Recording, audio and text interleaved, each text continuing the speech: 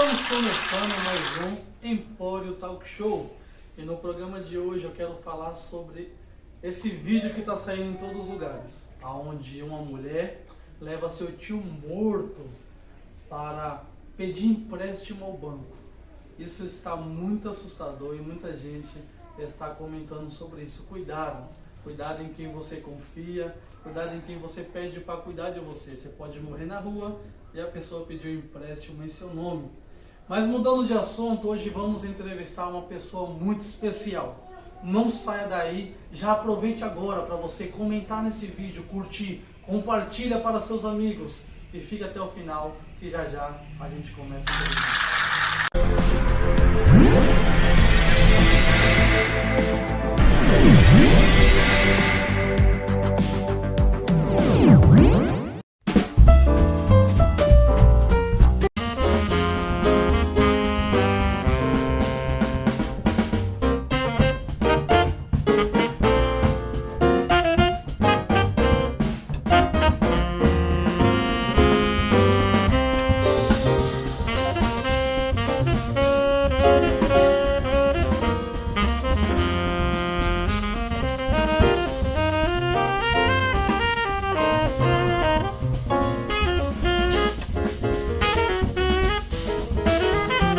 Você que está nos assistindo, comente de onde que você está nos assistindo, de onde que você é. Queremos saber até onde esses vídeos estão chegando. Comente seu bairro, sua cidade ou o país que você mora. Isso é muito importante. E hoje na entrevista temos um convidado muito especial. Ele é design gráfico, marketing digital e estudante de psicologia. Vamos falar com ele, Caio Silva! Que honra recebê-lo. Sente-se, por favor, fique à vontade. Você está bem? Estou ótimo. Que coisa boa, Caio. Muito obrigado por ter vindo, por ter aceitado nosso convite. E hoje vamos falar sobre muitas coisas bacanas que separamos aqui. Mas antes, eu quero fazer uma pergunta para você. O que você gosta de tomar? Bom, se tiver um suquinho de laranja, já está ótimo. Por gentileza, produção, traga um suco para nós. E enquanto a produção vai trazer o suco, a gente também vai assistir o take do Caio. Nós separamos um VT para você. Olha. E você que está em casa, assista conosco. Muito obrigado. O take que separamos para o Caio. E está na tela, pode soltar.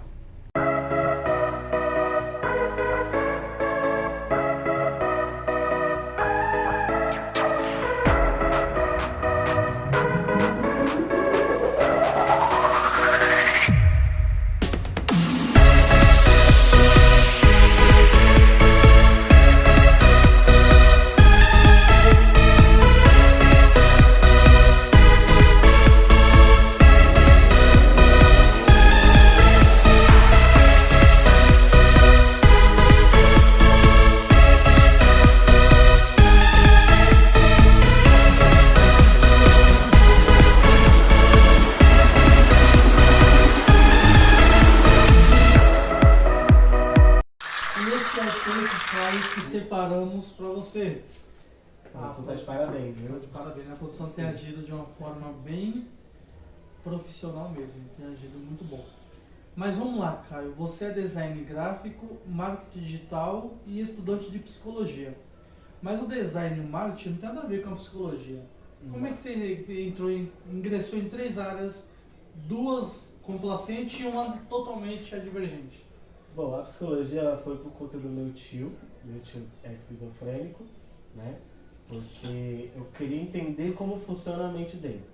A esquizofrenia, ela é uma doença que você alcança ela ou já nasce com ela? Então, é aí que entra o pressuposto, porque a gente não tem os dados concretos, né? Algumas pessoas acreditam que nasce, outras pessoas que desenvolvem e outra que desencadeia, né? Então, por exemplo, eu posso nascer com a predisposição a ter esquizofrenia. E um colapso mental, por exemplo, um trauma, uma depressão, pode gerar uma esquizofrenia. Aí tem que fazer um teste de todo o seu passado, toda a sua família, para descobrir se você tem a predisposição. E o que é esquizofrenia?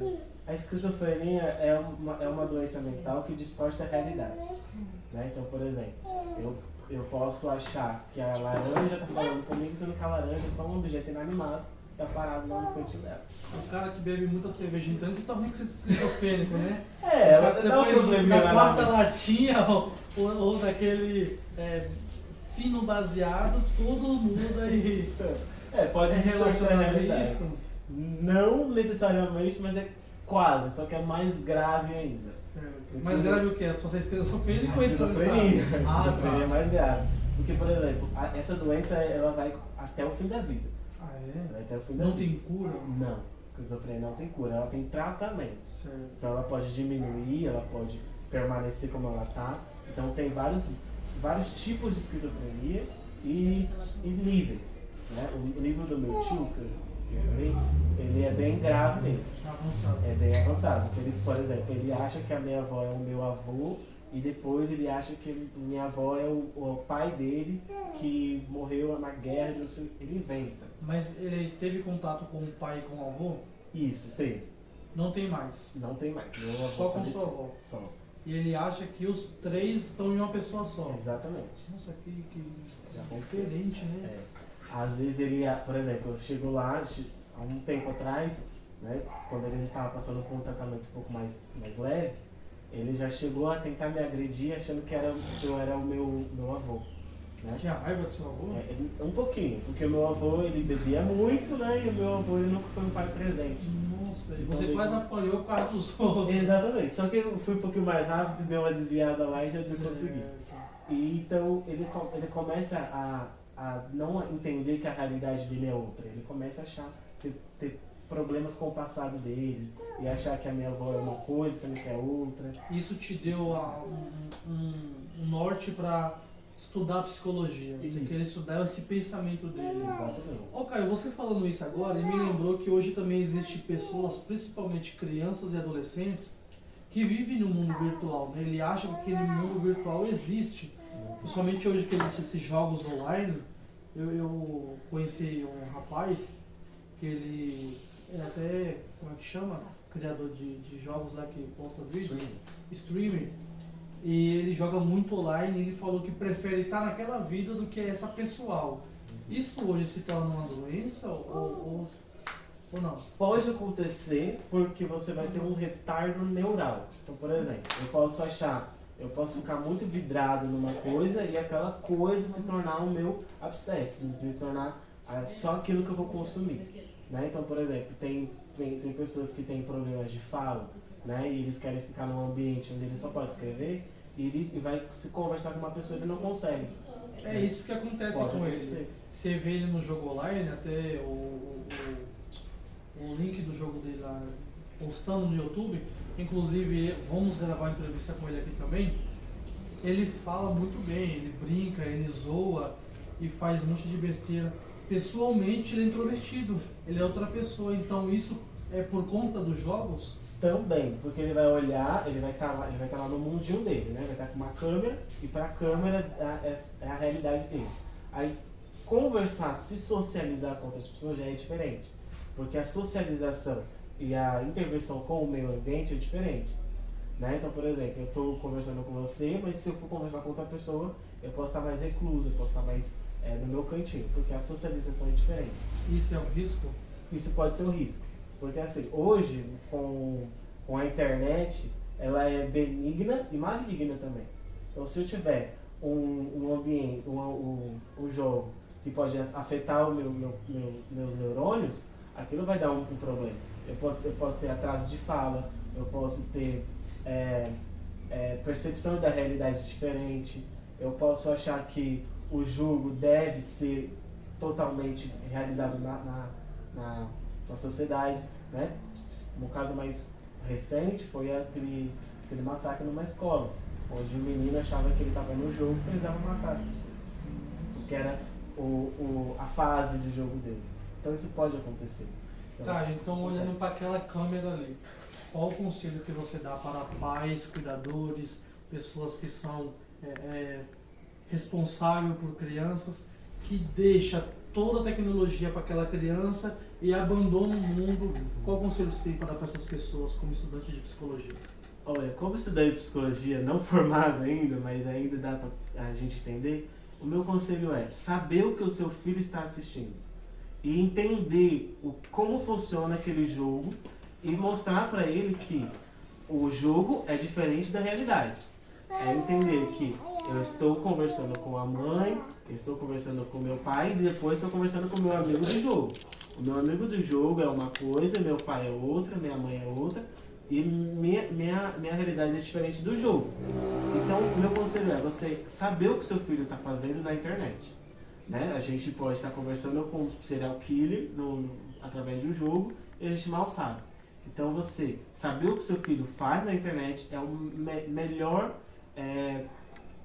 como eu posso dizer, o melhor contraceptivo de qualquer tipo de problema que você vai ter na internet. Então aí está o conselho do Caio, e é sério, isso é uma coisa muito séria mesmo, né? Hoje a falta de comunicação do pai com o filho faz toda a diferença. Então, Caio, muito obrigado, e depois que você viu isso no seu tio e surgiu esse interesse, você já começou a pesquisar sobre, ler, e já vinha amigos na sua infância, na sua juventude, pedir conselhos a você, fazer consultas, como é que eu posso dizer? Se consultar com você, se aconselhar? Já aconteceu, só que eu sou uma pessoa muito reta e direta. Eu não sou aquela tipo de pessoa que vai passar a mão na cabeça de ninguém. O que tem pra falar, fala mesmo. Exatamente. Porque você saber de quem está sendo falado é muito melhor. Eu não posso chegar para você e pegar o seu problema e minimizar. Claro que eu tenho a empatia de entender que o problema é real, mas eu posso fazer com que você entenda que o seu problema é muito menor do que você pode achar que é. Né? Hoje, as pessoas, os jovens principalmente de hoje, eu falando que eu tenho 22 anos. É um jovem, mas já tem um amadurecimento. Os jovens de hoje, eles acham que assim, a minha mãe falou não pra mim, é o fim do mundo e já entra em depressão. Isso pode acontecer? Pode acontecer. Isso pode acontecer e isso é um problema. Esse é um problema, porque a criança não tem a maturação ainda de entender que o não é preciso. Eu preciso entender que o não existe. Então aí começa a ter esse problema. Então, por exemplo, as pessoas chegavam pra mim, falavam, davam um conselho e falavam assim, olha, é assim, assim, assado. E as pessoas falavam, nossa, é muito bom conversando com as pessoas, você é muito direto, dói às vezes ouvir as suas palavras, dói. Mas você pode seguir uma carreira. Já aconteceu, meus amigos chegaram e falaram, isso não chega pra psicologia. É que nem aquela injeção no hospital, né? Ela dói, mas é o que vai te fazer ser curável. Exatamente. São as palavras corretas, Exatamente. Diretas, né? Exatamente. A terapia ela não é um mar de rosas. Você vai para apanhar mesmo. Pra você saber ser gente. O psicólogo, o psiquiatra e o terapeuta fazem as mesmas funções ou não? Então, o psicólogo, ele é um terapeuta, porque ele é o seguinte, eu vou tratar junto com você. Eu não vou te dar o remédio, eu não vou te dar a resposta, eu não vou te aconselhar, né? Eu vou te aconselhar, no caso. Eu não vou te pegar... não vou fazer, vai fazer o quê? Tipo, você vai ficar olhando pra mim e não vai fazer nada? Então você vai sofrer comigo. Eu vou aconselhar sim. Então, assim, as pessoas muitas falam assim, o meu psicólogo só retruca, eu tô falando lá, ele retruca, faz a pergunta de novo e acha que eu vou saber a resposta? Sim, porque a resposta vem de dentro de você, né? O maior problema das pessoas acharem que chegar na terapia é o psicólogo falando assim, então, você pode fazer assim, assim, assado. Só que não é bem assim. Você vai trazer um problema, eu vou fazer você perceber o problema e perceber onde você vai mudar. Você muda. Eu não posso pegar a sua mão e levar para você, faz isso e faz aquilo, né? O psiquiatra, ele é um médico, ele fez medicina, depois ele se especializou na psiquiatria. O psicólogo, ele é formado na psicologia, então ele escolhe uma abordagem, né? Tem umas 7 abordagens aí que ele pode escolher, né? A psicanálise, a comportamental, enfim. E ele pode fazer isso. Então, a diferença é que o psiquiatra é um médico, o psicólogo é um formado, ele tem uma licenciatura, né? E ele é um terapeuta.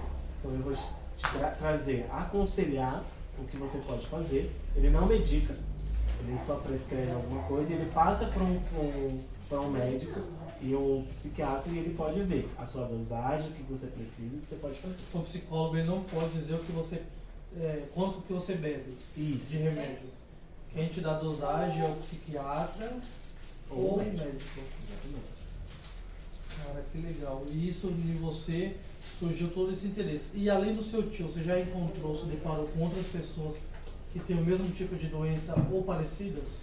Então, do meu tio ainda não, porém eu já escutei falar que na minha família tem uma outra pessoa que é portadora da esquizofrenia. Por parte da família da minha mãe, da minha avó, desculpa. Da minha avó. Aí ela tinha uma prima que a filha dela tinha esquizofrenia.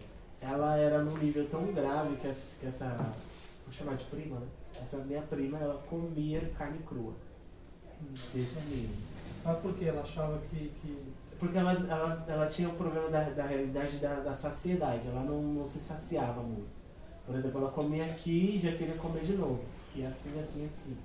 Até ela buscar o prazer dela comendo outras coisas. Então, se não tinha comida, ela ia na carne crua mesmo. Mas aí já não se torna um problema de saúde também quando você ingere a carne crua? Também. Tanto que hoje ela passa com nutricionista, com psiquiatra, psicólogo e alguns médicos endócrinos também, para ver a imunidade, as coisas. Nossa, aí já é muitas coisas, né? Exato. É um perigo. E aí você também é design gráfico e também faz marketing digital. E aí da onde surgiu também porque são duas coisas nada a ver com psicologia. Qual das duas chegou primeiro na sua vida? Chegou primeiro o marketing. Da onde que surgiu esse interesse por marketing? O marketing veio porque meu pai queria que eu fosse bancário, não deu certo, eu sou muito bom de conta, né? Aí ele percebeu que eu gostava muito de computador. Certo. Eu falei assim, então vamos te levar para o computador. Aí ele foi e me levou para técnico de informática. Técnico de informática não foi muito bem porque eu não era muito familiarizado com os códigos não binários. Não deu certo. Não deu certo. Aí por lá eu passei um pouco para desenvolvimento de software e manutenção de computador. Aí depois eu fui para criação de jogos e sites. Aí depois disso eu comecei a falar assim, não é muito bem aí que eu quero ir. Mas eu gostava muito de computador. Então aí eu conversando com um professor meu, e ele começou a falar assim, cara, você quer fazer um teste? Vamos ter uma aula de marketing para ver o que pode acontecer. Aí eu fui, gostei muito, comecei com marketing pessoal, né? Depois eu fui gostando muito e fui procurando vários marketing. Aí eu cheguei no marketing digital. Ali eu falei, é isso. Você encontrou o seu alvo. Era ali. Porque eu gosto muito do visual, né? Entender como funciona a mente para ver, tipo, por exemplo, o marketing, você vai bater um olho e vai falar assim, isso daqui é uma marca, né? A sua percepção. Então, por exemplo, você vai lá no Mac, você vê um M amarelo com fundo vermelho, McDonald's. Pode nem estar escrito o nome, mas você já... Só de olhar de longe já acha que é. Exatamente. Ali eu já falei assim, é isso. Quero criar algo através dos meus clientes que bateu o olho já tem a identidade visual dali. Né? Então, tipo, sempre foi isso que eu queria. Trazer a percepção do mundo através de uma criação de uma imagem, de um vídeo, de alguma coisa. Aí com o marketing, ele é a teoria, é a base de tudo, juntei com o design gráfico, que é a prática. Onde eu crio fotos, vídeos, imagens, vários tipos de coisas. Então um dá vida ao outro, para que seja formado tudo aquilo que a gente vê, comerciais, televisões, outdoor. Que bacana. Caio, hoje você mora sozinho? Moro sozinho. Você mora sozinho. Mas você é filho único? Não, eu tenho 3 irmãs. 3 irmãs. E elas também atuam em nenhuma dessas áreas? Nenhum. Só você mesmo. Só eu. E como você vive hoje atuando nessas duas áreas diversas? Que hoje você também trabalha numa loja, Isso. certo? Você vende também, você é um vendedor. Então são 3 áreas diferentes que você atua hoje. Como você consegue administrar tudo isso na sua vida nos dias atuais? Lavar a mão? Com muita lágrima, brincadeira. Olha, o design gráfico, hoje eu estou fazendo ele como o segundo plano. É mais um rol. Plano B. Isso. Por exemplo, eu uso o marketing digital e o design gráfico para a igreja. Certo. A igreja que eu cuido da identidade visual dela, né, de todo o processo de criação de Você imagem. faz parte da mídia digital da igreja. Exatamente, faz parte dela. E ali eu trabalho com isso, né, eu cuido ali, é uma coisa que eu gosto de fazer, eu faço pra minha igreja, né, com muito amor, não é remunerado, não pretendo ser. Você faz de coração Faço mesmo. de coração mesmo. E faz muito bem, por sinal. Muito obrigado. Mas tem algumas pessoas que chegam pra mim e falam assim, Caio, faz um convite pra mim, faz um vídeo pra mim, edita uma coisa assim pra mim. E eu acabo fazendo. Aí já é remunerado. Isso, aí já é Então se remunerado. torna um serviço secundário. Isso, exatamente. Ah. Porque eu tomo muita mais parte por conta da estudante de psicologia, que eu estou estudando bastante, e ainda tenho o meu trabalho principal, que é vendedor.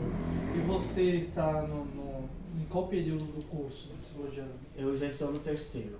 Terceiro semestre? Isso, terceiro semestre. São quantos semestres? 10 semestres. Nossa, você 5 está no anos. início mais ou menos. 5 anos de faculdade. E você faz faculdade aonde, Caio? Eu faço na Anhanguera, Anhanguera. isso lá em Santana. Certo, bacana, cara. E aí, mas desde o início da faculdade, mas já tem uma certa experiência nessa área voltável a tudo, né? Porque Isso. desde novo você sempre veio atuando nessa área, pesquisando, se especializando e hoje estudando. Você pensa já em fazer estágio em psicologia? Sim, em próximo semestre a gente já começa um Começa a estágio estagiar. de observação. Hoje eu estou fazendo um estágio de intervenção, né? Mas é intervenção de observar. Eu vou em escolas e começo a observar o comportamento das crianças através da aprendizagem, né? O desenvolvimento das crianças. Então eu vou em algumas escolas, vejo como elas se comportam, como elas estão aprendendo, o que o professor passa para a criança, e acabo fazendo esse tipo de estágio de observação. Como eu estou no terceiro semestre, eu não posso agir de nenhuma forma. Eu sento lá na cadeirinha e observo e anoto, somente. Porque como a gente Não pode tem informação, esboçar nenhuma reação. nada. Porque alguma coisa que você vai mostrar pode mudar em Pode. um ambiente? Pode. Por exemplo, já chegou a professora e falou assim, ele é estudante de psicologia. As crianças já começam a melhor assim. Começava a me observar Comigo. muito. Com ele. E eu falei assim, eu cheguei e falei assim, fica tranquilo, só tô aqui pra ver o que vai rolar. Eu não sou ninguém, Eu não sou ninguém. Aqui eu sou aquele macaquinho do emoji, né? Surdo, cego e mudo. Exatamente, quietinho. Ficava lá no meu cantinho, em silêncio, e acabava que eles nem percebiam que eu tava lá e só anotava o que Aí poderia. depois de um tempo eles desfocam de você. Desfoca. Aí quando dá o intervalo deles, eles começam a me perguntar algumas coisas, eu respondo. E a gente vai só pincelando algumas coisas. Eu não posso agir com nenhuma forma terapêutica, nenhuma forma profissional. Tem que ser neutro. Tem que ser totalmente imparcial. E nesse tempo todinho, desde que você teve essa vontade, essa curiosidade, até hoje que você, podemos dizer que até já atua, né, na área, qual foi a pessoa que chegou com um assunto mais bobo que você falou assim, poxa, isso não é necessário? O assunto mais bobo foi como superar o ex. Como o quê? Superar o ex. Ah, eu entendi como superar o ex. Esse que é isso? Como superar o ex? Vamos lá. Você que está nos assistindo agora, que tem uma mágoa no coração, que sente saudade do ex. Como superar o ex? Vamos lá, Caio. Como Tomara que superar vocês o estejam ex? assistindo isso. Como superar o ex? Primeiro, você cresceu com ele? Ele estava lá no seu quarto? Ele estava lá contigo? Mas aí tem uma controvérsia. Hum. Entrevistamos um rapaz aqui que ele falou que casou com a prima dele, que cresceram juntos. Então, E aí, quando funciona uma coisa assim? aí a gente tem que começar a observar a conduta da pessoa. Certo. Aí é mais difícil de superar. Um pouco mais, porque é família, né? Você vai estar lá, vamos supor, tá no aí almoço já- de família, O olhando pra amor já é pessoa, maior, né? entendeu? Arturo Romano. Acontece, né? Mas, por exemplo, se você tá com uma pessoa, a pessoa sempre tem a noção de que existem términos. Eu não tô falando que você namora pra terminar, não. Você tem que entender que a sua realidade é hoje, agora, mas o fim pode acontecer. Nada nasce pra durar eternamente. Entendeu? Então a gente tem que trazer essa capacidade de que, eu sou um ser humano inteiro, eu odeio quando as pessoas falam metade da laranja. Não. Pensa, pelo amor de Deus, que você é uma laranja inteira e só vem uma pessoa pra espremer. Certo. Ah, isso é muito bom, eu gostei disso. É isso! Você é uma laranja inteira, as pessoas provam daquele Exato, conteúdo da melhor. Certo. Exatamente. Então a gente começa a trazer isso, né? Então chegou nesse assunto e eu não gosto muito desse ponto dessa conversa, tipo... Você falou da laranja e quando a pessoa fala a tampa da minha panela. Tem isso também, né? Mas até a É tampa da da panela. minha panela. Poxa, às vezes a tampa tá amassada, às vezes a panela não tá boa, a tampa não encaixa, mas é dela, mas não encaixa. E aí, como é que resolve isso? Então, mas aí você tem que pensar, você é um utensílio, está sendo servido só para ser utilizável? As pessoas se comparam com um objeto que parece que quer ser usado mesmo. Exatamente, isso que me incomoda. Por isso que eu não Sou um muito ser humano. É o que eu sempre humano. costumo dizer e já falei para alguns amigos e colegas. Eu acho que as pessoas, acima de tudo, têm que se amar. Eu sou partidário daquela opinião assim, eu me amo. Quem que tá comigo, bem, vai estar bem comigo. Quem não quiser estar, vai perder. Então não precisa correr atrás de ninguém. Exatamente. Né? É isso que você falou mesmo, entender que eu sou um ser humano, não um objeto. Esse negócio de laranja, de panela, sabe o que você pra lá, né? É um ser humano. E aí, como superar um ex, você já fala essas coisas pra pessoa. Na lata. Você ama. Se você não nasceu com ela, desencalhe de uma vez. Porque a gente precisa ter o amor próprio de entender que eu sou autossuficiente para realizar qualquer coisa na minha vida. Né? Eu tô até parecendo coach agora, mas eu não sou muito não, pelo amor de Deus. Então, por exemplo, quando a gente cria o nosso amor, a nossa identidade de quem somos, aí a gente começa a entender que o outro não necessariamente vai me fazer feliz. A felicidade ela é algo que se constrói, tanto através de alguém como sozinho. Entendeu? Por exemplo, eu conheço muitas pessoas que são felizes sozinhas. E a gente conhece pessoas que são felizes juntos. Então, o que é felicidade?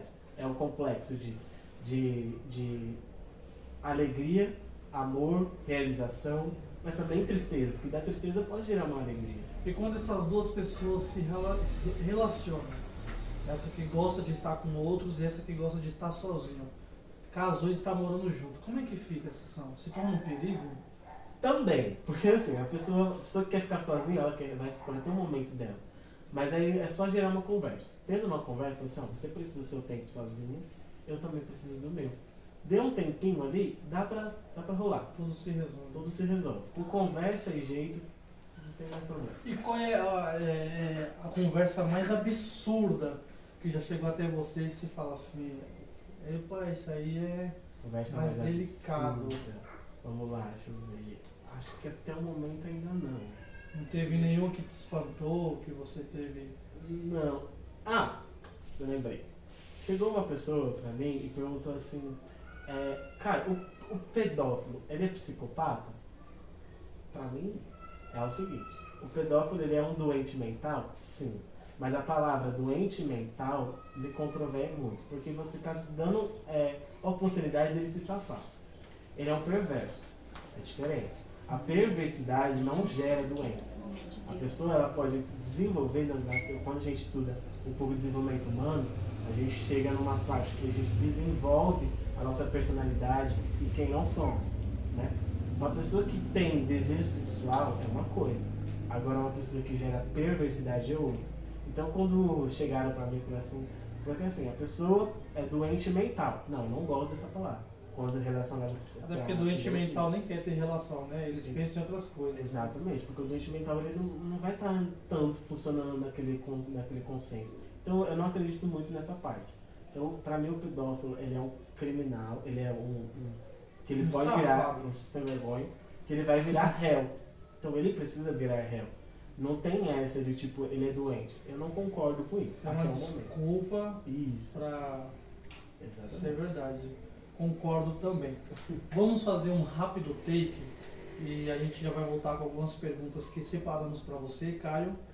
E já a gente está de volta. Não sai daí, é rapidinho. Viu?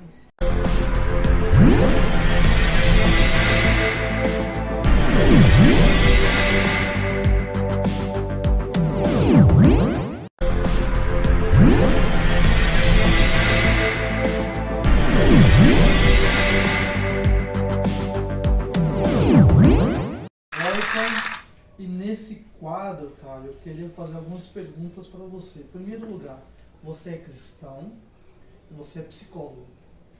Informação.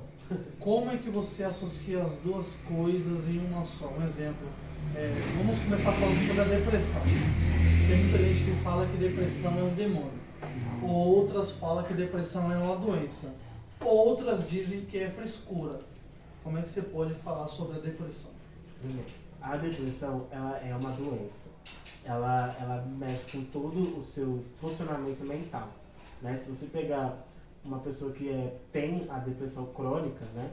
E pegar um cérebro de uma pessoa normal, assim, normal, e comparar, você vê os lapsos mentais, assim, tem um pouquinho mais preto e outra é mais, uma pessoa mais apagadinha, outra pessoa mais clara, né? Então, quando as pessoas falam que é frescura, ali eu começo a entender que essa pessoa não tem a empatia. Então você descarta. Já descarta. Você, a pessoa falou que é frescura, então você não conhece o que é uma pessoa, você não conhece o funcionamento mental, você não tem a empatia sobre um ser humano. E quando se fala que isso é espiritual? Espiritual, beleza. A depressão, ela vai fazer o seguinte, ela vai te deixar cansado, ela vai te deixar querendo morrer em todo momento, né? Que você chega aquele momento tão grave que você vai fazer um suicídio, pode acontecer, e você começa a não querer levantar da cama, você não tem força nenhuma pra nada, ânimo pra nada. E quando você está passando por uma coisa assim espiritual, né, onde o demônio está lá sugando suas energias, você pode relacionar. Então o que eu penso? As pessoas que acham que a depressão é um demônio é porque associaram isso.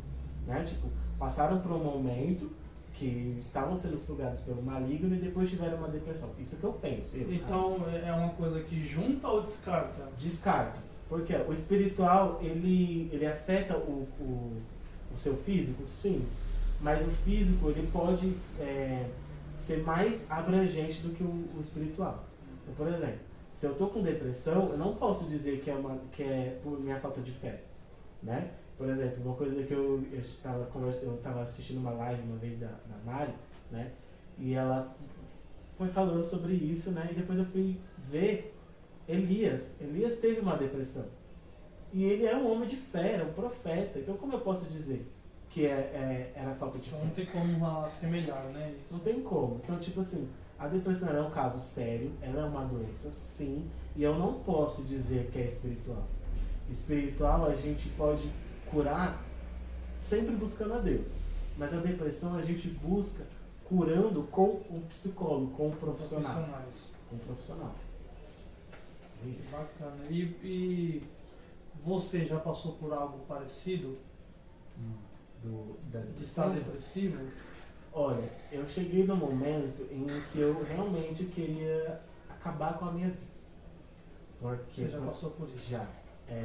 Porque eu tive muitos problemas com a minha família. Minha família, ela não me abriu para uma parte mais afetiva. Por exemplo, hoje eu tenho um pouco de problemas com o abraço, né? Um pouco de problemas com a afetividade. Eu não sei expressar meus sentimentos de uma forma concreta. Né? O que eu vou fazer? Eu vou fazer cuidando de uma pessoa. Eu posso, por exemplo, se a pessoa está precisando de um abraço e eu sei que ela precisa mesmo, por mais que eu não queira, eu vou abraçar. Porque é uma coisa do físico, algo que eu vou fazer, presentear, às vezes uma palavra amiga. Isso sempre vai acontecer na minha vida. Por mim mesmo, porque era o que eu precisava. A minha família não me deu, então... Mas não te deu em que forma você fala? Por exemplo, minha família ela sempre foi, assim... É fraqueza dizer que precisa de um abraço. Homem não chora, tudo isso. Minha mãe era... Então, sempre teve aqueles negócios de... Isso, sempre tipo... Seu sentimento não importa. Você tem que ser homem e segurar o tranco. Porque não era bem assim, né? E a minha família foi trazendo grandes problemas por conta da questão da homossexualidade, por exemplo. Eu sou homossexual e minha família não gostava muito dessa ideia. No começo não aceitaram bem. Não. Minha mãe foi o maior dos problemas. Quando que você viu isso em você? Quando eu tinha 8 anos de idade. Com 8 anos? 8 anos de idade.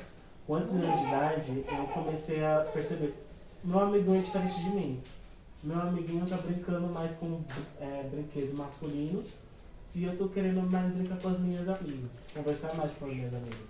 porque eu entendia mais como elas funcionavam. Mas você acha que isso muda, cara, em alguma coisa? Porque assim, Ah. eu falo por mim mesmo, eu quando eu era criança, eu brinquei muito, mas muito, de pular elástico, de pular corda, amarelinha, coisas que são mais voltadas às meninas, né?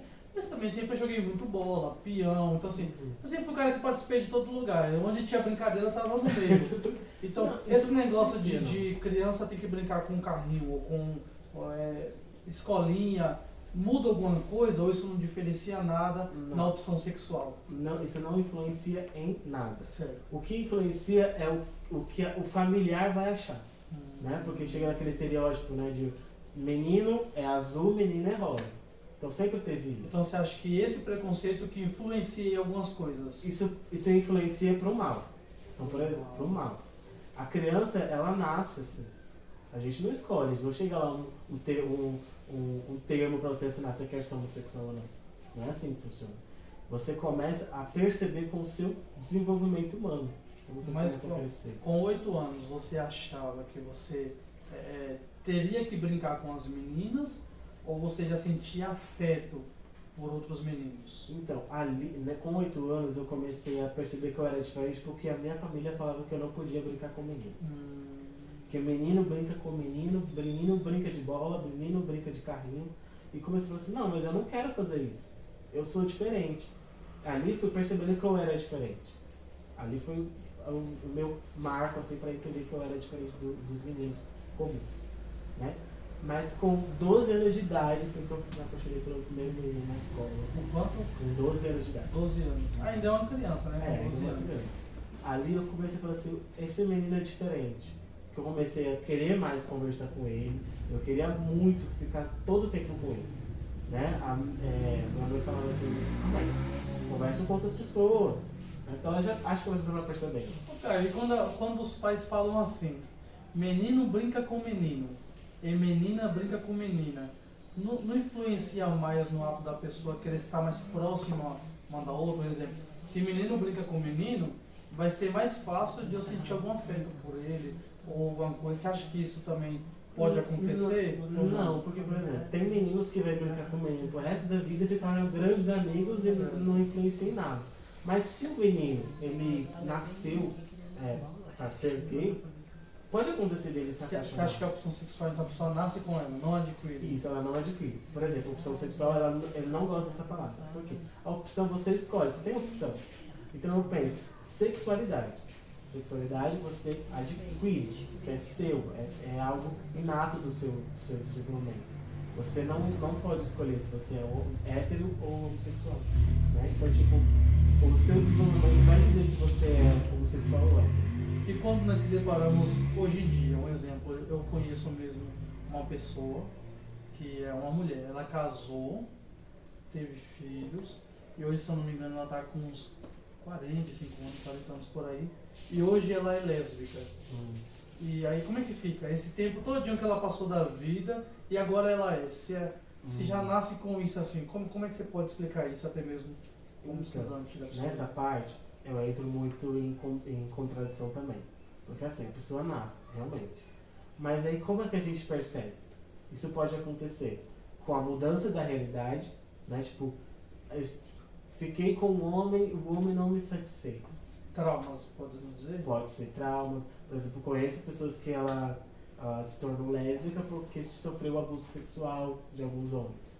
Pegou ódio de homem. Pegou ódio mesmo. Isso pode acontecer. Isso não é algo que eu posso... Então, e nesse caso, a pessoa nasce, um exemplo, com gênero hétero, e por conta desse trauma muda? Isso pode acontecer? Então, isso entra em controvérsia. Aí eu já começo a ficar assim, o que é o certo e o errado? O que é homem, o que é mulher, o que é hétero e homossexual? Então, tipo, eu não consigo dizer isso pra você. É um assunto bem complexo, né, na É realidade. muito complexo. Porque tem a criança que nasce, tem a criança que desenvolve, tem a mulher que tem o trauma, tem o menino que acha que sempre cresceu sendo um menino e no fim da vida se transicionou para virar uma mulher. Hoje você está com 22 anos. Exato. Você já chegou a se relacionar com alguma mulher alguma vez? Já. Já. Mas você se apaixonou por um menino com uns 12 anos. Depois disso, você se apaixonou por uma mulher? Não me apaixonei, fui forçado pela minha família de novo. Olha o trauma. Nossa, mas aí... Então, Então, eu acho que o fato hoje de você ser homossexual é mais trauma familiar mesmo? Contribui muito nisso? pode contribuir, o trauma pode fazer isso mesmo. Certo. Mas a minha realidade cai. Eu sempre tive a certeza de quem eu era. E quando você se apaixonou por essa garota? Quando você se apaixonou, desculpa, quando você se relacionou, você tinha quantos anos? Eu tinha 14 anos. E qual foi o tipo de posicionamento da sua família nesse período? Então, Eles que te apresentaram ela? Não, ele falou assim, você tem que ficar com uma menina. Ah, porque você tá sempre com um menino. Vamos conversar com uma menina? Vamos falar com uma menina? Quem falava isso? Minha mãe. Sua mãe. Minha mãe, sempre foi minha mãe. Minha mãe é incrível. Seus pais são separados? Não, eles são juntos. Então, Mas essa parte vinha da sua mãe. é porque meu pai ele sempre foi muito tranquilo. Meu pai foi a pessoa mais, assim...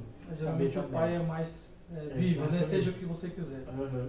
Aí ela sempre fazia isso, né? E eu ficava meio assim, o que eu vou fazer? Ela não fazia direto, mas ela dava aquelas pisgadas, sabe? Certo. Pra eu ir. E eu acabei indo pela influência da minha família, pra tipo, não, eu não posso ser assim.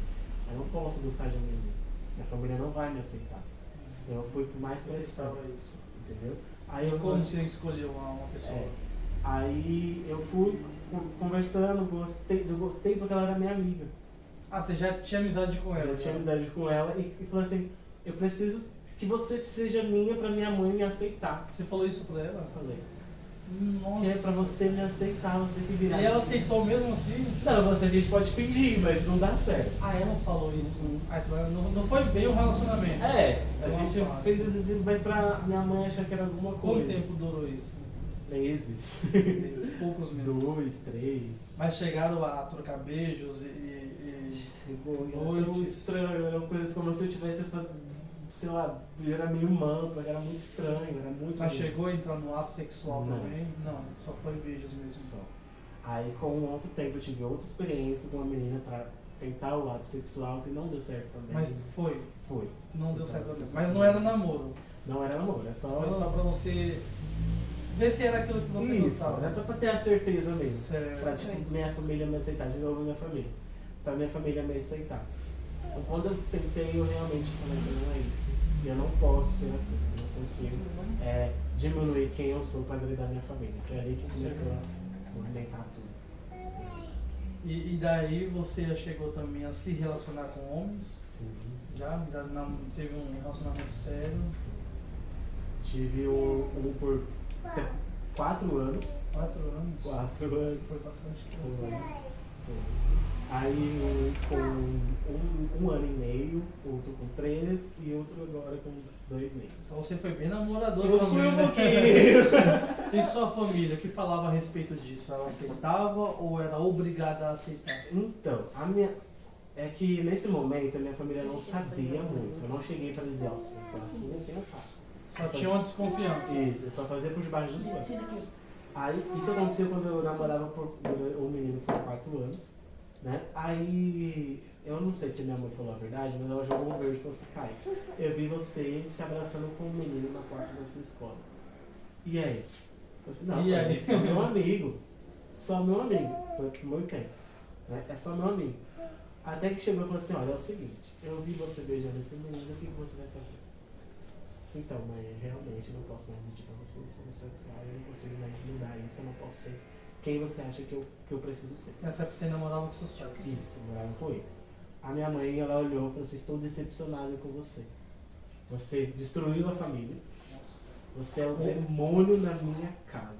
Essas palavras. Sério? Até o momento estou decepcionado, dá pra se relevar, né?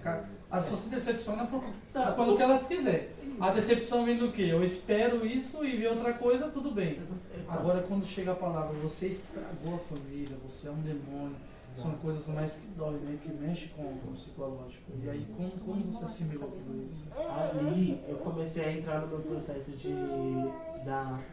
querer acabar com a minha vida. Porque eu não Foi acreditava. daí onde entrou a depressão? Isso. Não chegou a ser uma depressão física, uma depressão concreta mesmo. Mas foi O início. Isso, o início. E graças a Deus que não deu certo, que eu não desenvolvi a depressão mesmo. Porque assim, eu queria muito o fim da minha vida. Muito. Porque eu queria que não trazer esse fardo pra minha família. Não trazer e falar assim, eu não posso ser assim, porque minha família não me aceita, eu quero acabar com a minha vida, né? E por muito tempo eu comecei a não acreditar mais em nada. Não acreditava que ninguém me amasse, não acreditei que nenhum ser sobrenatural pudesse me amar, pudesse me ajudar. Então, nesse tempo, eu fui criando o ateísmo. Eu cheguei a um tempo de ser ateu. Não acreditar mais que Deus existe. Exatamente. Porque a falta de amor, ela gera uma coisa assim, absurda. Porque Deus é amor, né? Então, quando você sente a ausência de amor, você sente a ausência de Deus também. Exatamente. Porque as pessoas falam assim, Deus é amor, mas eu não tenho amor, como é que eu vou sentir que Ele me ama? Mas você chegou a conversar com sua família depois, ou até hoje ainda não há esse aceitamento, essa aceitação? Olha, a aceitação tem. Porque assim, a minha avó, ela sempre soube de tudo. Minha avó, ela foi a base. Avó e vó, né? Minha avó, ela já chegou assim, e aí, quer me contar alguma coisa? Aí eu, tá bom, falei. Aí ela foi conversando comigo, e eu tive muito problema com meu pai, porque minha mãe, quando ela descobriu, ela falou assim, você vai acabar com seu pai, porque você é o único filho homem, realmente, sou o único filho São homem. 3 meninas e você. Exatamente. E aí, no total, podemos dizer que são 4 meninas. Vamos ver as 3 meninas e meia. Tipo isso. Aí ela falou assim, porque quando você nasceu, seu pai ficou muito feliz que você era um menino. E agora, o que você vai fazer? Ali eu fui gerando, falei assim, como é que eu conto pro meu pai? Eu posso acabar com a vida do meu pai. Aí eu fui conversando com a minha avó foi me desenvolvendo nisso. E ela falou assim, não, vamos contar pro seu pai, vamos ver o que ele vai fazer. Porque o que ele pode fazer é simplesmente falar que não te aceita e eu vou estar com você independente de tudo. Aí tá bom. A minha avó foi comigo, eu cheguei e contei pro meu pai, falei assim, pai, me desculpa, porque eu sou homossexual. Ele falou assim, desculpa por quê? Você vai deixar de ser meu filho? Nossa, foi totalmente diferente então. O que você esperava da sua mãe foi o oposto, e o que você esperava do seu pai também foi o oposto. Exatamente. Meu pai, ele olhou pra mim e falou assim, você vai deixar de ser meu filho? Você não é o Caio? Eu, sim. Então pronto. Não vai mudar nada pra mim. Você é o meu filho e é o que importa. Não tem mais nada que eu possa fazer. Se você precisar de mim, eu vou estar com você, porque você é o meu filho. Aí ele foi, eu chorando, caindo em lágrimas, assim, eu e minha avó também muito sentimental, eu chorando assim. E ele levantou, me deu um abraço, ali eu caí em lágrimas de novo e eu vi uma lágrima. Você sentiu amor. E ali, pela primeira vez, eu senti o amor na minha vida. Ô Caio, e isso é muito bacana.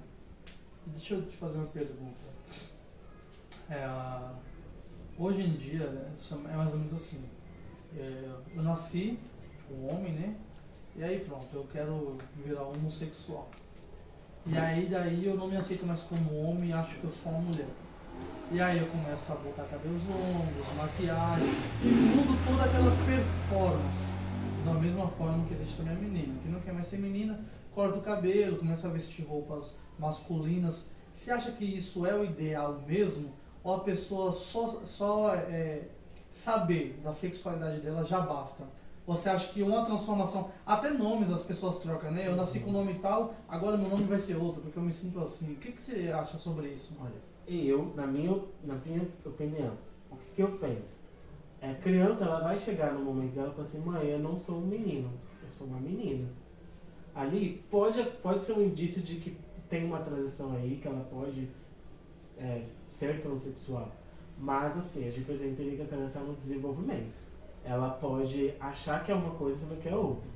Então, na minha concepção hoje, como uma psicologia, eu penso assim, a criança, ela pode dizer se ela é uma menina ou um menino. Mas aí o que eu vou fazer? Com apoio de profissionais da saúde mental, psicólogos e desenvolvimento, eu vou gerar nessa criança para ela entender se é realmente isso que ela quer. E se ela entender que é realmente isso que ela quer, com 12, 11 anos mais ou menos, aí é permitido. Com 12 anos a pessoa já tem maturidade suficiente para saber o que ela é? Exato. Porque com 12 anos a gente começa a chegar, assim, que tem um desenvolvimento, assim. Eu sei a minha realidade no mundo, eu sei quem eu sou no mundo. Então eu já sei o certo e o errado, eu já sei que minha mãe é minha mãe, meu pai é meu pai, mulher é mulher e homem é homem. Ali eu já tenho uma base, mais ou menos. Então o que eu penso hoje com crianças que querem fazer a transição acompanhamento psicológico, para realmente ter a certeza. Porque eu conheço pessoas que fizeram a redeguização sexual e no momento que elas olharam e perceberam, eu falei assim, não era isso que eu queria. Aí no caso o nome então já é trans. Isso, já é transexual. Porque ele fez a transição, né, de homem para mulher.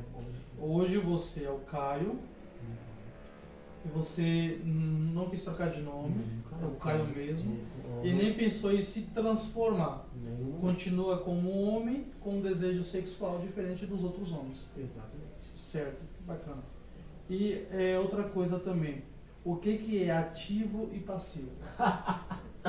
Vamos lá. É o que mais perguntam por aí. Então, o ativo é uma coisa mais básica assim. É o homem, possível é a mulher. Vamos Certo. dizer assim, né? Então, por exemplo, eu vou tentar como eu posso dizer. O ativo trabalha e o passivo limpa, mais ou menos. Ah, brincadeira, eu não sou machista. Não tem nada a ver. É só uma descontração. Tá, nada a ver. Vamos lá. Eu vou ter. Vamos lá, a gente tá conversa entre adultos. Ele é o que vai introduzir, Certo. né? O ativo vai introduzir e o passivo vai receber. Certo. Né? Vamos ser mais assim. Isso em um casal de homoafetivos, Isso. tanto homem quanto mulher. Tanto isso como mulher. Desculpa interromper, mas isso é regra? Não muda nunca? Essa é Tem boa um pergunta. versátil. Isso é regra? Não. Um exemplo é o ativo sempre é o que faz a parte do homem, vamos dizer assim, e o passivo é o que recebe. Isso é uma regra? Foi até uma pergunta. O passivo, ele é só isso, ele Só só recebe. gosta de receber. O passivo, ele só gosta de introduzir. E tem o meio termo, que é o versátil, que ele faz os dois papéis. Aí no caso já seria o bissexual? Não, é diferente. Ele continua com o mesmo gênero, Exatamente. só muda a opção que ele quer. Isso. Porque o Quer versátil- trabalhar e receber o salário ao mesmo Exatamente. tempo. É exatamente isso. O bissexual, ele já é outra coisa. Uma boa pergunta. Isso é um caso bem polêmico de falar, principalmente nos dias de hoje, e eu quero te agradecer, cara, por ser bem aberto nisso, porque assim, hoje em dia, o que eu acho sobre isso? Acima de tudo tem que ser o respeito. A partir do momento que você respeita o negro, o branco, o gay, a lésbica, o homem, a mulher, o baixo, o alto, o gordo, o magro, é tranquilo. Porque existem as brincadeiras, existe... na minha época mesmo, quando criança, eu lembro que existia o baleia free, os quatro olhos, entendeu? O macaco. E naquela época não tinha maldade nenhuma. Era brincadeiras, apelidos, podemos até dizer saudáveis. Hoje em dia até um medo de falar nessas coisas, porque qualquer coisa se torna processo, qualquer coisa hoje se torna bullying, ofensa. Existe realmente aquela maldade de você agir com a pessoa de má fé, para magoar ela, para diminuir. Existe aquelas brincadeiras saudáveis, entendeu? Um exemplo, hoje, se eu tô aqui numa entrevista como essa mesmo, e falo assim, ô seu gay, dependendo do tom da pessoa ou da amizade que as pessoas têm, se torna uma brincadeira ou uma ofensa, né? Exato. Então tudo isso temos que ter um certo cuidado, mas acima de tudo o que eu digo para vocês é respeite. Até porque cada um tem seu nome, não precisa ser chamado por apelidos, né? Oi? Cada um tem seu nome, ninguém precisa ser Sim, chamado mas por é daí apelidos. que eu tô falando. Quando há uma intimidade, há uns apelidos, entendeu? Eu mesmo, meu nome é Igor, mas cresci como quem estava comigo no ambiente, quem tinha mais carinho por mim me chamava de Guinho, entendeu? Os meus amigos daquela época que era mais próximo e tudo, me chamava de Bola, era o meu apelido, tinha uns que chamavam até de Bola de Fogo, que eu era gordo, estourado, era bravo. Então assim, era apelidos carinhosos, de intimidade, por isso que eu falo, tem aquele amigo e tem aquele que ofende, né? Mas acima de tudo é respeito. Agora, Caio, a pergunta que não quer calar, você é ativo ou passivo? Então, é muito pessoal, mas eu não tenho muito problema com isso. Eu faço os dois papéis. Eu Você é gostei muito de o trabalhar. terceiro? Isso. Como é o nome que você falou? Versátil. O Versátil. Versátil é o nome de um carro, né? Se eu não me engano. Também. Tem o Versátil, não tem? Aquele que abre o O... capô. Meu capô. A parte dele ali de cima, né? É conversível, não é? Não é a mesma coisa? Não sei. Ixi. Bom, talvez seja o que faça os dois também, né? O Então. que abre e o que fecha o capô. O carro, né? Não sei. Eu sei que o conversível é o que abre a capota. Ah, então É o isso. conversível. O versátil, eu não sei, mas se eu não me engano também é alguma coisa relacionada a carro. Mas tá bom. Caio, E hoje, você tendo toda essa estrutura que você tem psicológica para isso, me fala uma coisa que eu tenho muita dúvida e acredito que outras pessoas também estejam. Quando você é psicólogo cristão e você passa por um momento como esse de angústia, indecisões ou esses tipos de projetos de questionamentos, como é que você acha? Eu mesmo já estudei, posso fazer o que eu quiser, ou o que eu aprendi, ou eu procuro outro profissional que seja mais experiente, ou que está numa área diferente? Como é que funciona? Todo psicólogo precisa de um psicólogo. Todo barbeiro precisa de um barbeiro. Todo médico precisa de um médico. Então, essa é a base. Então, eu não posso me automedicar, eu não posso me autoanalisar, porque minha percepção é uma coisa, e o outro profissional ele vai ver com outra perspectiva. Ele pode me fazer analisar de outra forma. Mas quando você fala assim, não podemos generalizar, né? Por exemplo, se eu sou mecânico e meu carro quebra, eu não preciso de um outro mecânico, né? Isso, eu mesmo resolvo. Exatamente. Se eu sou um médico e tenho um infarto, aí eu já não tenho mais possibilidade de cuidar de mim mesmo. Exatamente. Igual, há cabeleireiros que eu conheço que vão em outros barbeiros. Há uns que cortam o cabelo de si mesmo. Então, o psicólogo também tem isso. Há uns que se automedica e outros que procuram outro, ou todos precisam realmente de outro? Todos precisam. Na psicologia há necessidade de precisar de Isso, outro. porque a minha perspectiva é em algo e o outro pode ter uma perspectiva diferente, né? Tem até uma coisa que eu gosto muito, tem uma figura na internet que tem uma pessoa de um lado vendo o número 6 e outra pessoa vendo o número 9. Já vi, já. Viu, né? Então é justamente isso. O meu ponto de vista é diferente. Pro meu momento o ponto de vista A diferente. situação é a mesma, só que enxerga âmbitos diferentes. Exatamente. Então por isso que o psicólogo precisa, porque o psicólogo ele ainda é um ser humano. Ele não quando ele começou a estudar, ele não criou uma carapaça de dizer eu sou o grande psicólogo e eu posso resolver qualquer coisa na minha vida. E isso você acha que esse pode se tornar um problema de preconceito para quem é psicólogo? Porque a gente ouve muito dizer, né? Se você é psicólogo, você não pode passar por isso. Se você é psicólogo, você não pode ter problema. O que eu ouço muito, né? Se você é pastor, você tem que carregar no peito e se vira, você não pode mostrar fraqueza. Eu sou muito grato até pelo pastor Rafael, que é o pastor que nos pastoreia. É um cara muito claro nisso. Ele é o pastor presidente de um ministério e ele não demonstra ser o super-homem. Entendeu? Ele mostra que o pastor também é um ser humano, que sente fraquezas, que sente problemas espirituais. Esses dias eu estava conversando no meu serviço com outras pessoas a respeito disso, né? Ele perguntou para mim, cara, você é pastor e é jovem, como é você suportar essa carga toda? Eu falei, não, eu sou um ser humano, cara, comum. Eu sinto desejos como outras pessoas, o problema é você saber lidar com isso, né? Saber vencer quando você deseja algo que você sabe que não é lícito para você, é você saber entrar por um caminho, é você saber entrar e sair sem dar mau testemunho, é isso, né? Então o psicólogo é a mesma coisa, não é porque ele é um psicólogo que ele é um super homem, né? Uma super pessoa. Há também dificuldades que precisam de outras pessoas, mas são pessoas especificadas, né? Ou pode ser qualquer outro psicólogo.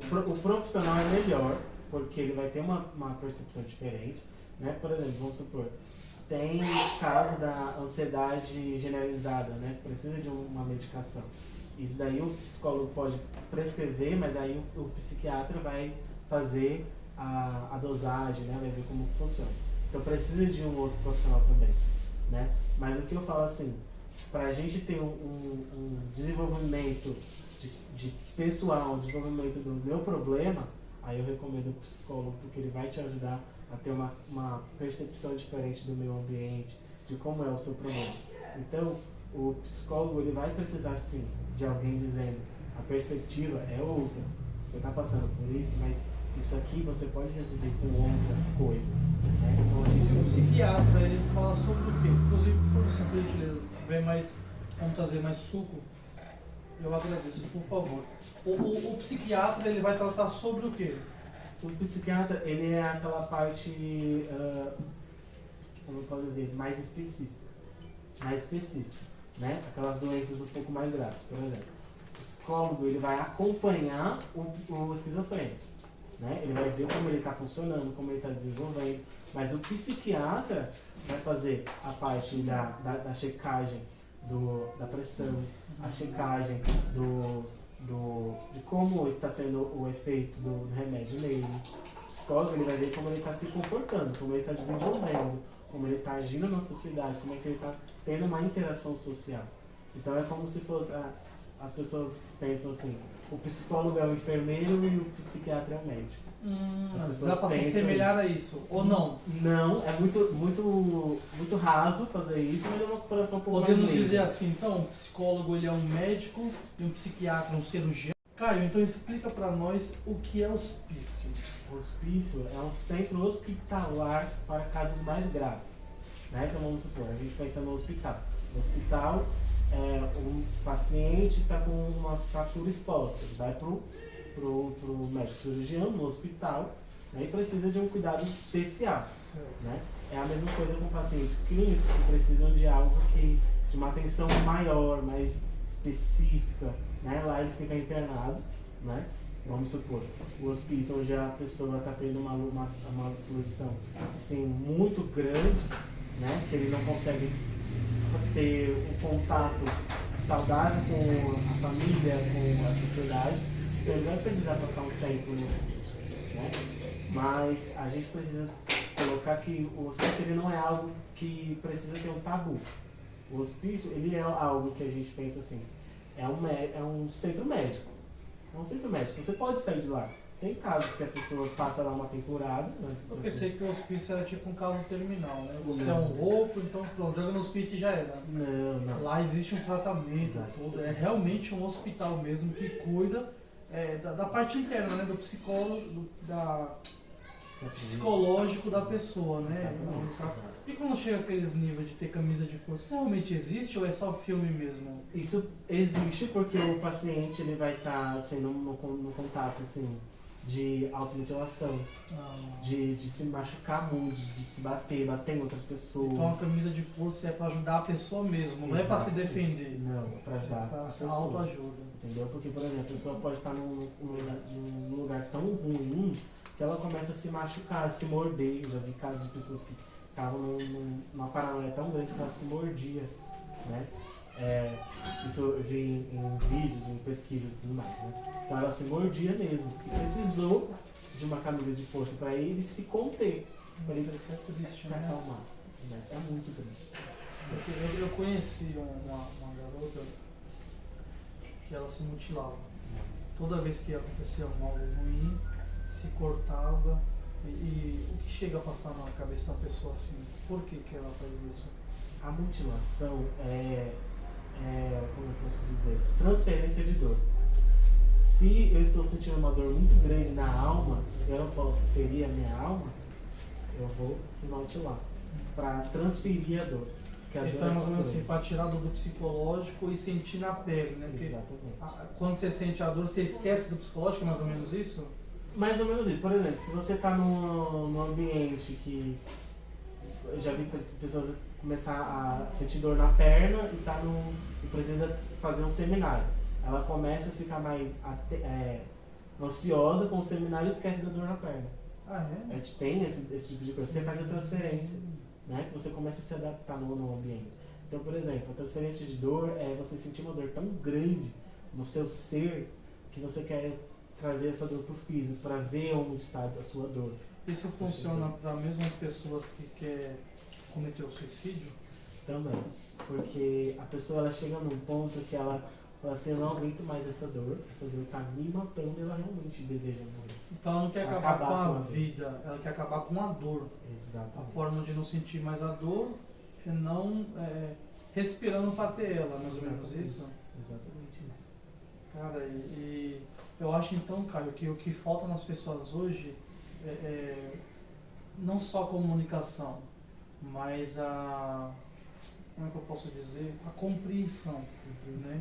Que a gente estava falando no início a respeito dos pedófilos.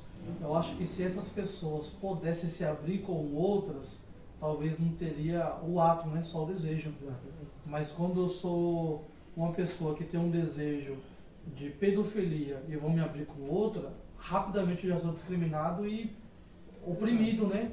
Então eu acho que as pessoas, a mesma coisa se torna, e todos os tipos, o cara que quer ser. Eu acredito que o cara que quer ser ladrão, um bandido, nem todos, né? Não vamos generalizar tudo. Mas algum deles não quer só roubar ou tomar o que é dos outros. Ele quer ter aquilo, quer possuir, né? Ele quer às vezes ter dinheiro, ter uma roupa. E quando não há condições, ele encontra esse caminho. Que em nenhum momento estou fazendo apologia nem dizendo que é certo. Mas eu acho que se ele se abrisse com alguém e falasse, eu estou me sentindo assim, eu quero tomar dos outros porque eu quero ter, talvez não cometeria o ato, né? As mesmas pessoas que sentem desejos de estupros ou de pedofilia, se abrisse com outras e falasse, eu preciso de ajuda, eu estou me sentindo isso, talvez não cometeria o ato se tivesse alguém que ajudasse, que aconselhasse. Não sei, eu acho que eu penso assim, posso estar errado, você pode explicar melhor essa situação. É mais ou menos isso, porque, por exemplo, você falou do ladrão, né? O ladrão, ele rouba para ter mesmo, né? Vamos supor, a fome, ela é o maior indício da pobreza e o maior indício de furto. Ah, é? É. Então, por exemplo, para acabar com a criminalidade do Brasil hoje, o que a gente precisa fazer? Gerar alimento para a família. Gerar conhecimento, gerar alimento na família. Por exemplo, eu já tenho alguns casos na internet de uma mulher que roubou o leite para dar para a família, para alimentar o seu bebê. E ela foi dita como ladrona, como bandida e foi presa. Mas aí a gente começa a pensar assim, tem os políticos que também roubam. O que eles estão fazendo? Eles estão roubando para si mesmo, para si próprio. Para que gera o seu egoísmo, o seu próprio umbigo. E tem pessoas que realmente estão passando fome e que precisam de algo. Eu também vou falar que não se fazer apologia ao crime nenhum, pelo amor de Deus. Mas a fome, ela também é o maior responsável pela criminalidade. É que infelizmente nós vivemos em um país onde funciona assim. Se eu roubar 100 mil, mas te der 50 mil, então eu sou o mocinho. Entendeu? Mas se eu te roubar R$1 para comprar alguma coisa e não te der nada, então eu sou o vilão. É mais ou menos assim que vivemos hoje, né? É por isso que os políticos, né, não são pesquisados ou procurados. Se tivesse procuração na política, não teria político, Exatamente. né? Seria preso todo mundo. É por isso que eu falo, que em questão de partido, eu prefiro não acreditar que nenhum seja melhor que o outro. Porque para mim não existe um mocinho e um vilão. Todos ali faz alguma coisinha e todos roubam muita coisa. Então, mas quando se trata do assunto como esse, cara, que você falou do leite, você acha que se a pessoa pedir, que assim, vamos roubar um leite, tá bom que aquela mulher não foi honesta, mas também não foi uma criminosa. Mas talvez se pedisse, você acha que não seria melhor? Pedir é melhor mesmo. Mas aí a gente entra nessa questão da empatia. O comerciante, ele vai ter a empatia de que aquela mulher precisa alimentar o Isso filho. vai dar também, né? Entendeu? E aí já existe outro problema também, cara, que é o vitimismo. Você que é da psicologia. Quando eu estou com comércio, aí vem um coleguinha e fala assim, poxa, eu estou precisando de um leite, cara, me ajuda. Não, toma aqui, cara. Toma. Essa pessoa também não pode se acostumar toda vez que precisar ir lá pedir? Tem isso também? Tem. E aí como a gente pode solucionar esse problema? Primeiro, saber a conduta da pessoa. Você começa a perceber o que a pessoa está procurando. Né? Tem aquelas pessoas que vão pedir para vender, para comprar autos. Tem isso também, né? Que Finge que está precisando de leite. está precisando para comprar algo que vai drogas. para comprar drogas. Entorpecentes. Entorpecentes, muito obrigado. Muito obrigado. Era essa palavra que eu estava procurando. E você começa a perceber a conduta. Cara, é 100%? Você consegue perceber isso de todas as vezes? Não. Mas aí você tem que ter uma percepção muito grande dessa pessoa. Porque a gente consegue entender a necessidade do comodismo, do vitimismo. Então, se eu preciso de ajuda, você vai perceber que eu preciso de ajuda mesmo. Mas se eu quero que você me dê algo para que eu transforme em outra coisa, você consegue perceber também. Caio, você que é da psicologia, eu já vou falar de uma coisa que eu já fiz, mas você que é psicólogo, explica pra nós como detectar uma pessoa que está mentindo. Cara, vamos lá. Tem uma técnica pra isso? Muitos estudiosos falam que sim. Eu ainda não cheguei nessa parte. Certo. Eu quero muito fazer essa parte mesmo. Mas aí tem alguns estudiosos que falam assim, que você começa a perceber pequenos aspectos de mudança do comportamento. Né? Eu quero ser analista do comportamento, então eu vou chegar nessa parte para estudar isso. Né? Então aí a gente começa a perceber o olhar que se desvia, a respiração que muda, tudo isso bom. A respiração que muda, o suor das mãos, como ele se comporta, como ele fala.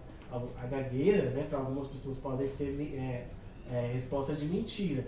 E para outros pode ser só medo, angústia, ansiedade. Tem que ter esse equilíbrio, né? Tem que ter esse equilíbrio. equilíbrio. Exemplo, eu estou sendo acusado de uma coisa e eu tenho que depor. Só que eu não sou criminoso. Só que é tanta pressão que põe que eu tenho medo. Aí tinha uma pessoa específica para entender se aquilo é mentira ou se é só medo. Exatamente. Isso tudo tem um estudo para isso. Tem estudo. Nossa, isso é muito legal. É muito legal. Por exemplo, o suor ele é uma resposta automática do corpo. Né? Se eu estou no ambiente de calor, eu vou gerar suor. Né? Se eu estou num ambiente que me gera medo, automaticamente eu vou gerar suor.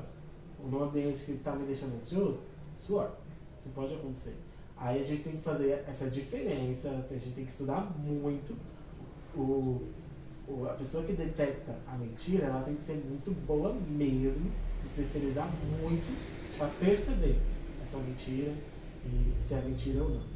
Agora, isso é verdade. Agora voltando ao nosso leite lá, eu fazia uma coisa, o quê? Quando eu tinha um comércio, né, e sempre, quase sempre, via um jovem e ele falava, eu tô com fome. E a primeira vez eu falei, não, tá com fome? Não tem dinheiro? Não. Toma aqui uma bolacha, toma aqui um salgadinho, toma na padaria comprar um pão, um leite. Isso começou a virar costume, entendeu? E aí eu comecei a falar pra ele, não, calma aí, você quer? Então vamos fazer o seguinte, me ajuda a varrer aqui o salão, que aí eu te dou. Daí ele começou a diminuir menos de vir pedir. Eu falei pra ele, você quer uma coisa, você tem que fazer por onde merecer. Senão se torna costume. Agora eu vou criar o filho dos outros. Entendeu? Então, toda vez que ele vinha, eu falava, não, vamos passar um pano ali. Sempre junto, acompanhando, vamos lavar um copo junto, vamos varrer o chão, vamos passar um pano. Nisso aí começou a diminuir, até que ele falou pra mim, eu quero trabalhar pra você. Então aí já mudou a ocasião, isso até pra mim foi importante, porque eu percebi que de uma certa forma eu posso ter ajudado até encorajar aquele jovem de não só pedir, mas correr atrás, né? Isso deveria ser mais ensinado nas escolas, nas igrejas. Eu acho, Caio, que a psicologia deveria estar em todo lugar, deveria ser matéria de escola, psicologia. Eu também acho, para pelo menos você ter um estudo básico da psicologia. Tem muitas coisas que são tabus por conta disso, de não ser esclarecido. Então, quando a pessoa toca nesse assunto, principalmente nas igrejas ou em meios através de câmeras, se torna uma coisa perigosa, porque as pessoas não falam abertamente sobre isso. Isso é um perigo, né? Se as pessoas conversassem mais, falassem mais sobre isso, ajudaria muita gente. Né? Até hoje as pessoas acham que psicólogo só atende doido. Não. Psicólogo atende pessoas necessitadas de desenvolvimento socioemocional e interação pessoal. Você acha que todo tipo de pessoas, todos os seres humanos deveriam passar por psicólogo? Deveria. Todo mundo que existe e respira precisa de terapia. Todos. Não só para você saber se você está tendo um probleminha em algum tipo de algum retardo mental, de qualquer tipo de coisa, mas também para você saber como lidar com os seus problemas e lidar com o problema das outras pessoas. Né? Eu penso assim, que o psicólogo ele vai te ajudar a ter ferramentas de inteligência emocional. Que a inteligência emocional é a base primordial. Você falou que precisa de psicologia na escola. Quando eu falo de psicologia, eu penso assim, o básico é a inteligência emocional, para trazer com que crianças saibam lidar com os seus problemas e com os problemas dos outros ao seu redor. Porque aí a gente gera líderes competentes, pessoas mais empáticas para resolver o mundo. É assim que a gente precisa entender. Cara, muito bacana você falou agora, né? Isso aí é incrível, mexeu mesmo, cara. Eu acho que se as pessoas falassem mais a respeito do assunto e ajudassem mais, nossa, acho que muita coisa ruim diminuiria. Muita coisa ruim. Muita coisa mudaria o que falta mesmo é a falta de diálogo e compreensão da outra parte, né? Que nem se eu falo pra você assim, cara, eu tô passando por certa dificuldade psicológica, eu tenho medo de fazer isso. Falando nisso, o medo, ele é uma das coisas que impede muitas pessoas de chegarem a lugares, né? Sim. O que a psicologia tem a respeito a falar do medo? Eu até falei outra coisa, mas o que a psicologia tem a respeito de falar sobre o medo? Bom, o medo, ele é algo que precisa ser feito, né? Ele é um processo básico da psicologia, né? Então, por exemplo, todo mundo tem medo, todo mundo tem ansiedade, uma coisa que muita gente não acredita, mas todo mundo precisa e deve ter ansiedade. Eu mesmo sou muito ansioso. Quando Isso. eu começar a fazer quando eu começo a começar, tá vendo? Quando eu inicio algum projeto, eu quero concluir ele, eu quero ver o resultado dele pra ontem. Como eu consigo tratar isso? Então, a ansiedade, ela é uma coisa que eu falo muito assim pros amigos da faculdade, que são ao meu redor, né? Porque a ansiedade, ela é uma ferramenta do seu cérebro. Ela é aquela parte da luta ou fuga, né? Se tem um leão na minha frente, ou eu paro ou eu corro. Aí isso me gera ansiedade. Então, assim, o que eu vou fazer? É o processo de reagir, né? Por exemplo, a gente precisa ter ansiedade para olhar para os dois lados antes de atravessar a rua, né? Que é aquela ansiedade para saber o que pode acontecer, né? Aquele medo normal. Agora, quando essa ansiedade vira algo patológico, vira uma ansiedade generalizada, onde eu não consigo me relacionar com pessoas, onde eu não consigo falar com as pessoas, onde eu não consigo me desenvolver pessoalmente, né? E tanto nas escolas quanto no trabalho e tudo mais, aí já vira patológico. E a gente precisa tomar um remédio, a gente precisa passar com um psicólogo para ver o que pode diminuir. Porque a ansiedade em si é boa, porém dá problema quando ela fica demais. E o medo é a mesma coisa. O medo, você precisa do medo. Porque a gente precisa entender. Tipo, A autoconfiança já matou muita gente, né? Exatamente. Eu preciso ter medo de errar no meu paciente. Então, por exemplo, se eu falei algo que pode gatilhar algum problema naquele paciente, eu preciso ter medo de não fazer isso. Então, a mesma coisa com o médico cirurgião. Eu preciso ter medo de não atacar uma artéria dele e falecer o meu paciente. Então, o medo, ele é algo que precisa ser feito, porque ele serve como uma barreira entre o problema, vamos dizer assim. O medo, ele precisa ser concebido por uma pessoa. Caio, e o que é gatilho? Gatilhos são recordações de problemas. A gente pode pensar assim. Problemas mal resolvidos? Isso. Vamos supor, se eu tiver pessoas que têm gatilho com, com a família. A pessoa não pode falar muito da mãe. Você, minha mãe é assim, e tal. Essa pessoa não convive muito bem com a mãe. Isso pode gerar um gatilho, pode voltar essa pessoa a lembrar. E aí o que dela. acontece? Aí ela pode começar a trazer uma ansiedade um pouco maior, né? Ela pode começar a relembrar tanto, que fica tão encrustado na cabeça dela, que ela pode gerar uma tristeza muito grande, que pode virar uma depressão, né? Então isso pode dar um problema. Então até mesmo se eu, um exemplo, tem um problema com minha mãe, assistir um filme onde tem um amor de uma mãe e uma filha, de uma mãe e um filho, isso pode causar um gatilho em mim? Pode. Isso vai te gerar uma tristeza. Falando Se for algo não. muito ruim mesmo, aí dá um problema muito maior. Certo. O que é crise de ansiedade? Crise de ansiedade. A ansiedade, como eu falei, ela é normal, ela é inata do nosso corpo, né? A crise de ansiedade, ela é algo que vira patológico. É aquilo que vira demasiadamente, né? Então é aquilo que vira muito. Então, por exemplo, a gente tem crise de riso. Né? A crise de riso é o quê? É o riso excessivo. Uma felicidade muito grande que a gente começa a rir muito, ficar muito exaltado. A crise de ansiedade é aquilo. É muitos pensamentos que vêm de uma vez e acabam nos fazendo não saber como reagir. A gente fica assim. Tem pessoas que têm crise de ansiedade que ficam com a mão suada. A pessoa que fica com ansiedade, ela fica se tremendo muito. Ela não sabe onde ela está, ela começa a convulsionar. Então é muito difícil essa crise de ansiedade. A crise de ansiedade, ela precisa ser antecipada. Se você vê uma pessoa que está com crise de ansiedade, o recomendado é dar espaço, esse primeiro, dar espaço e procurar um profissional. seja um bombeiro, um Não médico. tente fazer nada da onde eu sei como resolver. Exatamente, porque pode piorar. A crise de ansiedade ela é algo que, tipo, que vem assim, ó, do nada. Então ela precisa de um tratamento psicológico, mas se não tiver aquele momento e você não tem o conhecimento, você não sabe o que fazer, o recomendado é procurar um agente da saúde, seja qualquer, bombeiro, enfermeiro, alguma coisa, que tenha um princípio básico da saúde para ajudar essa pessoa, né? Então, tipo, se você não tem o conhecimento básico de uma crise de ansiedade, não vai. Dá problema. Procure ajuda, né? No caso, eu já me autodiagnostiquei com crise de ansiedade, porque de vez em quando eu tenho uns picos de ataque, porque dá muitos pensamentos ao mesmo tempo, meu coração acelera, minha mão soa, meu rosto começa a formigar, eu começo a falta de ar. Isso é uma crise de ansiedade? Isso pode ser uma crise de ansiedade. Eu não posso te dar o diagnóstico, porque a gente que precisaria de um acompanhamento melhor. Mas pode ser, porque são sinais, né? Sim. Por exemplo, a ansiedade ela vai te trazer vários pensamentos de uma vez, assim. Muito. Pode trazer uma sua dor nas mãos, né? Tudo isso que você falou, isso pode acontecer. Por isso que você precisa de um acompanhamento maior para entender se é ou não. Esse é o problema. Sim. Caio, muito bacana. Estamos caminhando para o final.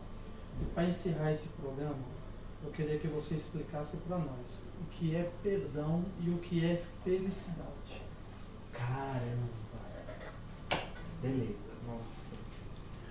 O perdão, ele é algo que me faz entender que eu sou pior que você. Pensa assim, o perdão não é para eu ser melhor. O perdão não é para eu ser melhor que você. É porque eu sei que eu posso errar e vou precisar que alguém me perdoe. Né? Então, tipo assim, se hoje eu preciso de perdão, amanhã eu vou precisar perdoar alguém. Então, o perdão ele precisa ser gerado em nós com uma certeza de que eu sou mau, eu sou uma pessoa ruim, que eu não consigo fazer 24 horas por dia coisas boas. Eu posso estar andando na rua e, sem querer, machucar alguém. Entendeu? Então, tipo, o perdão ele é algo que nos faz entender que somos pessoas ruins, que vamos precisar novamente do perdão do outro ou de nós mesmos. Então o perdão é uma ferramenta de defesa. Eu preciso perdoar porque um dia eu vou precisar também ser perdoado. Mais ou menos isso? Isso, de uma necessidade, eu diria. De necessidade. De necessidade, porque eu preciso perdoar para ser perdoado. Legal. E para encerrarmos, explique para nós o que é felicidade. Felicidade. Tem alegria e tem felicidade. Isso, alegria é uma coisa, felicidade é outra. A felicidade, assim como a alegria, é momentânea. Que é, vamos supor, hoje eu estou alegre. Né? Aí chegar na minha casa eu posso estar triste. Eu posso estar feliz agora, mas amanhã eu posso estar triste. Né? Então a felicidade, ela é uma emoção, né? Junto com a alegria, ela é uma emoção que nos faz ver um ambiente mais colorido, ver com mais dor, com mais emoção, com mais carinho, com mais felicidade, com mais amor. Eu já falo felicidade de novo. Né? Mas pra mim hoje, o que eu entendo como felicidade? A felicidade é buscar o meu conhecimento, o meu prazer pessoal, que não interfere na vida dos outros, que não machuca o outro e que não vai me trazer problemas no futuro. A minha felicidade é saber quem eu sou e saber que as pessoas vão um dia precisar de mim. E que se eu precisar delas, elas também vão precisar de mim. Uau! Esse é o Caio! Tá vendo aí? Que bacana, Caio. Muito obrigado por você ter vindo. Que entrevista magnífica. Agora, Caio, quem quer procurar você a questão de marketing, de mídia, todas essas coisas aí do modo digital, como é que faz para te encontrar? Bom, eu recomendo no meu Instagram, tá lá. Qual é o arroba? O meu Instagram é underline Caio, com K, Y e H no final. É muito assim, tá difícil. Muito periquitagem pra muita coisa, então é underline K-A-Y-O-H, né? Caio. E tem também o número pessoal, se precisar, né? Que é 1197 3529. Deixa eu falar alguma coisa, tá faltando, né? Fala de novo. Eu tô tentando lembrar. 1197 67 35 329. Pronto, você que quer procurar o serviço do Caio, questão de marketing digital, questão de mídia e o que precisar, estamos aí para tudo ajudar. que for voltado à tecnologia, procure o Caio, tá? Vamos ver se dá certo. E logo em breve estará também se formando. Você que quer acompanhar, está aí as redes sociais dele para você acompanhar. Tudo estará na descrição. Você que também quer acompanhar nossas redes sociais, também estará na descrição do vídeo. Muito obrigado por você ter assistido o vídeo até o final. Agradeço a produção e a todos que estão aqui por ter vindo. Está cada vez melhor. E vocês que comentam, curte, compartilha, assiste até o final, me ajuda muito. De coração, muito obrigado. A sua ajuda, por mais mínima que seja, tem feito uma grande mudança e diferença em nosso canal. Muito obrigado e esse foi mais um Empório Talk Show. Caio, muito obrigado.